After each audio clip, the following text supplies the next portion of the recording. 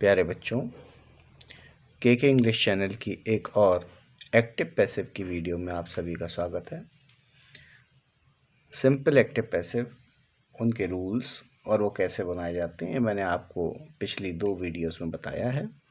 आज मैं कुछ स्पेशल एक्टिव पैसिव और एडवांस एक्टिव पैसिव के बारे में आपको बताऊंगा, जो अक्सर विभिन्न प्रतियोगी परीक्षाओं में पूछे जाते हैं और या फिर जो बच्चे बीए इंग्लिश से कर रहे हैं उनके लिए काम के हैं। हालांकि इंटर में भी कभी कभी इस तरीके के कठिन एक्टिव पैसिव आ जाते हैं। तो कुछ खास चीज़ें हैं, कुछ खास एक्टिव पैसिव हैं, कुछ खास रूल्स हैं। आइए उनको हम देखते हैं। देखिए, ही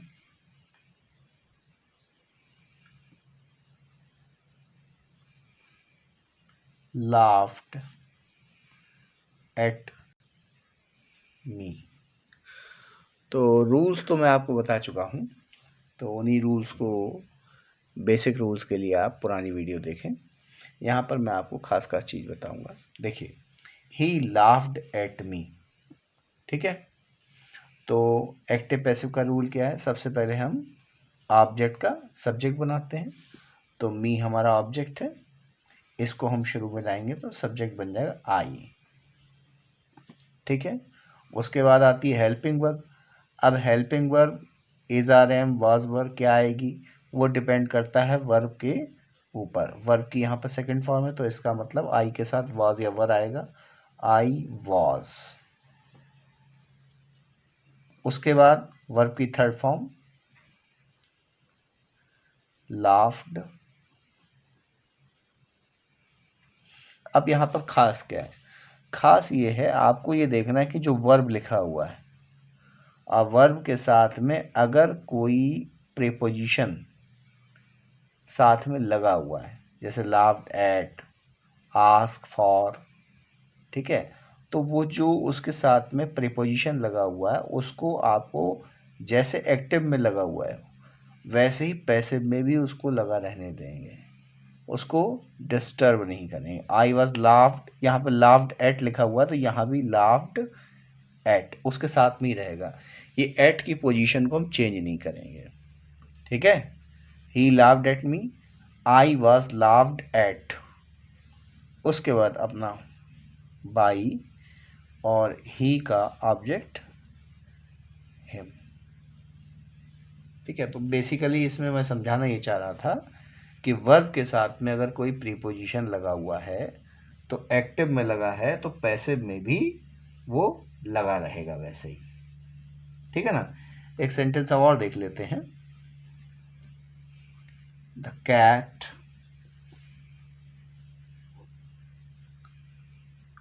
pounced upon the mouse।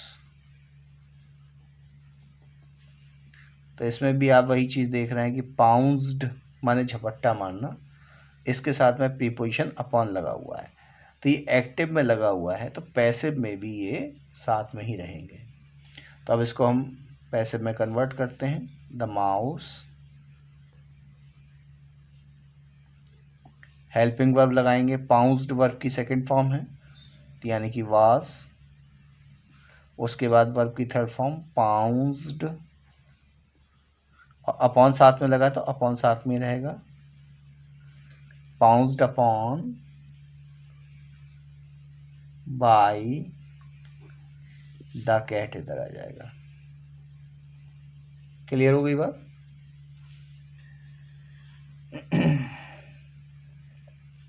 तो ये 2 एग्जाम्पल थे, मैंने माध्यम से आपको समझा दिया। अब देखिए कुछ स्पेशल एक्टिव पैसिव और देखते हैं। कुछ पैसिव, ये आपको पता है कि एक्टिव से हम पैसिव बनाते हैं तो बाई लगाते हैं, लेकिन कुछ एक्टिव पैसिव इस तरीके के होते हैं कि उसमें आपको बाई नहीं लगाना पड़ेगा, बाई के स्थान पर कोई अन्य शब्द का इस्तेमाल करना पड़ेगा। कौन कौन से ऐसे हैं देखिए, जैसे आई नो हिम वेल। ठीक है, तो इसका हम पैसे बनाते हैं। तो ऑब्जेक्ट का सब्जेक्ट हिम को शुरू में लाएंगे तो ही, और यहाँ पर नो वर्ब की फर्स्ट फॉर्म है तो इज लगेगा, ही इज, और नो की थर्ड फॉर्म नोन,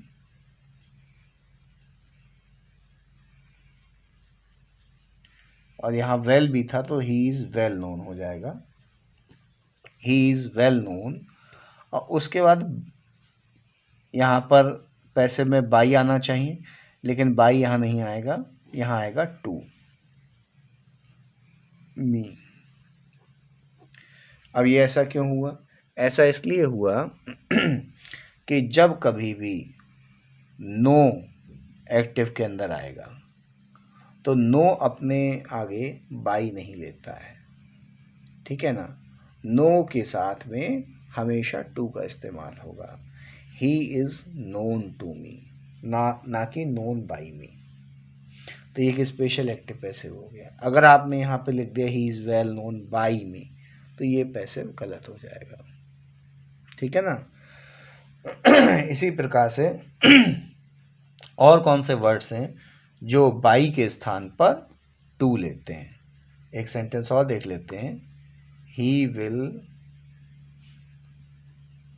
ओबलाइज मी, तो मी को इधर लाएंगे, आई हो जाएगा, आई के साथ विल तो लग नहीं सकता, शैल, और विल या शैल के बाद जो है बी लगता है, आई शैल बी, ओबलाइज की थर्ड फॉर्म ओबलाइज्ड, और यहाँ भी टू आएगा, आई शैल बी ओबलाइज्ड टू हिम। तो आपको याद क्या करना है? याद ही करना है ओबलाइज और नो, इनके बाद आपको बाई के स्थान पर टू लगाना है, ठीक है। और देखते हैं,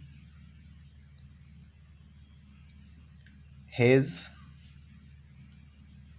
कंडीशन एस्टोनिस्ड मी, इसको बनाइए, मी को इधर लाएंगे, आई, और एस्टोनिस्ड वर्ब की सेकंड फॉर्म है तो वाज आ जाएगा, आई वाज एस्टोनिस्ड,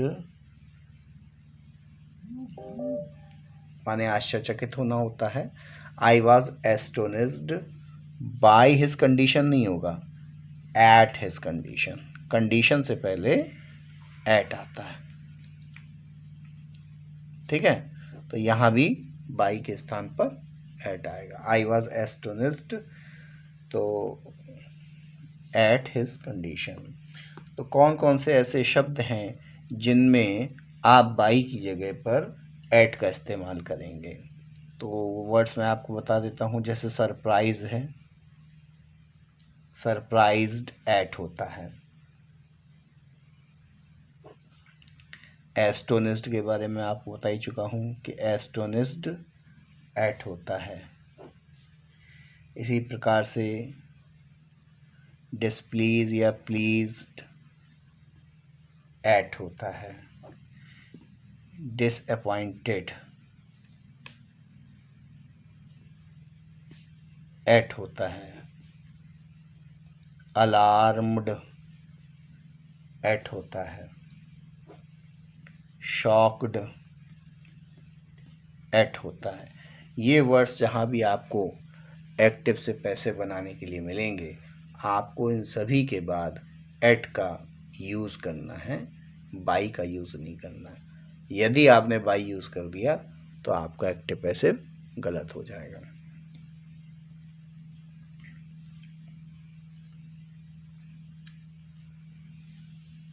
और देखिए, तो ये एट वाले हो गए। इसके बाद कुछ वर्ड्स ऐसे हैं जैसे कि सेटिस्फाइड,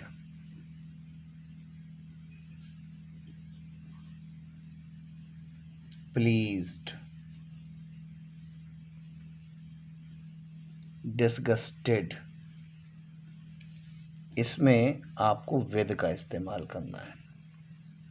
बाई का यूज़ नहीं करेंगे। जैसे एक सेंटेंस देख लेते हैं, ही डज नॉट प्लीज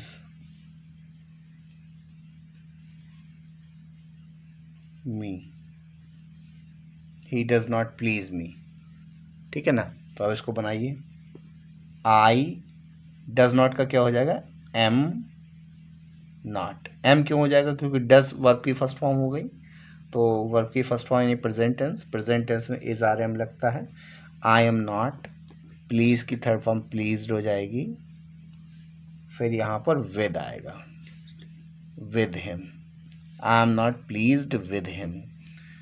ठीक है ना ही इसमें बाई आएगा और ना ही कोई और चीज़ आएगी, प्लीज्ड विद। तो ये आपको याद रखना है। इसी प्रकार से कुछ और भी देख लीजिए, जैसे कि कंटेन, कंसिस्टेड, इंटरेस्टेड, ये कुछ वर्ड्स ऐसे हैं, इनके आगे इन का इस्तेमाल करना है आपको बाई की जगह। यहाँ पर बाई यूज़ नहीं होगा, इन यूज़ होगा। एक एग्जाम्पल देख लेते हैं, जैसे दिस जग कंटेन्स मिल्क। ठीक है ना। तो milk is contained by this जग, नहीं इन दिस जग। ठीक है ना। एक सेंटेंस और देख लीजिए, हर वर्क इंटरेस्ट्स मी। तो मी को इधर ले आएंगे, आई एम, इंटरेस्ट का इंटरेस्टेड हो जाएगा, I am interested by her work, नहीं इन हर वर्क। तो ये आपको देखना है कि कहाँ पर कौन कौन से एक्टिव से पैसे बनाते समय ऐसे हैं जहाँ पर आपको बाई यूज़ नहीं करना है। बाई के स्थान पर किसी और प्रीपोजिशन जैसे कि एट है या विद है या टू है, ठीक है ना, या इन है, इनका इस्तेमाल करना है। इनका इस्तेमाल क्यों होता है, बाई क्यों नहीं यूज़ होता है, उसका कारण ये है कि कुछ ये जो वर्ड्स ऐसे हैं, कुछ वर्ब्स ऐसे हैं, वो अपने आगे एक स्पेसिफिक प्रीपोजिशन लेते हैं। ठीक है ना। तो वो प्रीपोजिशन के साथ आता ही आता है और कोई दूसरा प्रीपोजिशन आ नहीं सकता। तो ऐसी स्थिति में हमको बाई नहीं लगाना है। तो वो कौन कौन से सेंटेंसेस है, कौन कौन से वर्ड्स हैं, मैंने आपको इनको बता दिया है। ये कुछ एडवांस लेवल के एक्टिव पैसिव हैं और मैं उम्मीद करता हूँ आपको समझ में आए होंगे। कोई दिक्कत हो तो आप बताएं। Thank you.